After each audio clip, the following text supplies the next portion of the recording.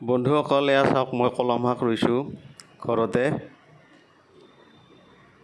প্লাষ্টিকৰ ডাঙৰ গামলা এটাত ৰুইছোঁ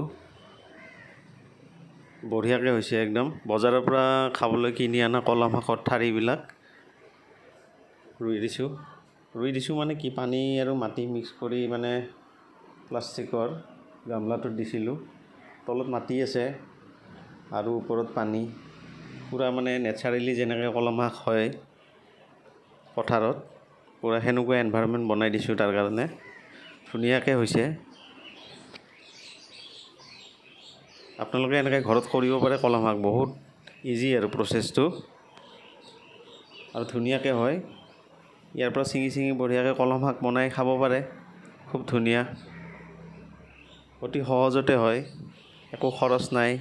এটা খালি ডাঙৰ প্লাষ্টিকৰ গামলা লাগিল অকণমান মাটি আৰু অকণমান হয়তো গোবৰ সাৰ নহ'লে বা বেলেগ ভাৰ্মি কম্পোজ অকণমান মাটিৰ লগত মানে মিক্স কৰি দিব লাগিব এটা ভিডিঅ' আগতে দিয়া আছে চাই ল'ব